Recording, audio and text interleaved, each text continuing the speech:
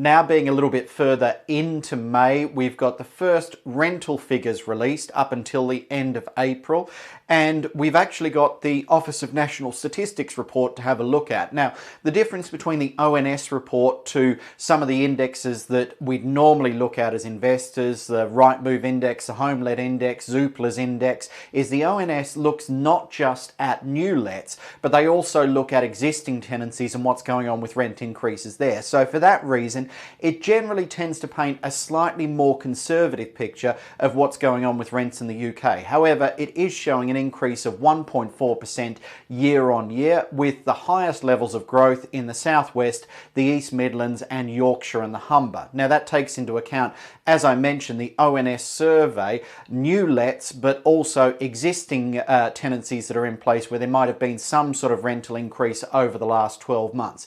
If we contrast that with last month's HomeLet rental index, which showed a 1.8% national increase, we can show that new tenancies are actually achieving higher rents at the moment overall. And that's normally what, as investors, we focus on. When a property comes to the end of its natural tenancy, we've got a void period, we're advertising for a new tenant, that's the moment to grab your gains and increase the rents at that point there. So generally, the Rightmove, Zoopla or HomeLet indexes are a better indication of what we can achieve in the marketplace overall.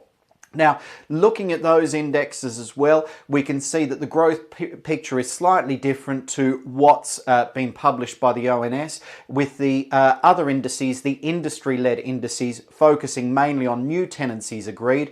We do have that growth pattern in the East Midlands, the Southwest, and also Yorkshire and the Humber, but also put into that growth pattern as well. We've got the Greater London area, we've got the West Midlands, we've got Wales, Scotland and Northern Ireland, all showing very strong levels of growth for new tenancies agreed as well.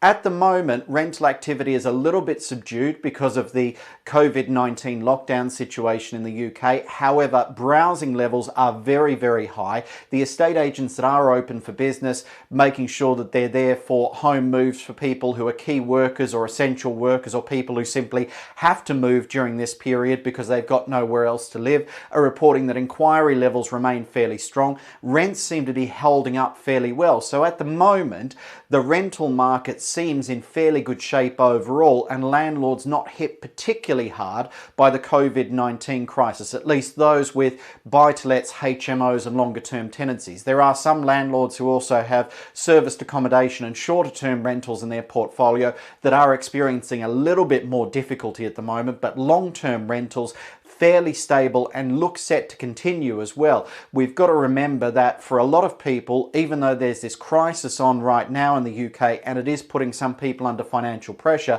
one of the first things for people to prioritise is making sure that they pay for the roof over their head.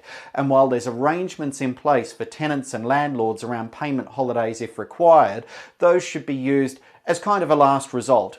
Ultimately, if you can afford to continue servicing the rent as a tenant, you should continue servicing that. If, as a landlord, you can continue servicing your mortgage payment, you should continue to service that as well and not build up a debt for later on. But at this stage, rents looking fairly healthy overall, rental demand levels looking fairly healthy, and we wait to see what happens with the lettings industry and home moves a little bit more as we get some more information from the UK government in the coming week or so about their plans to gradually ease the lockdown in the UK.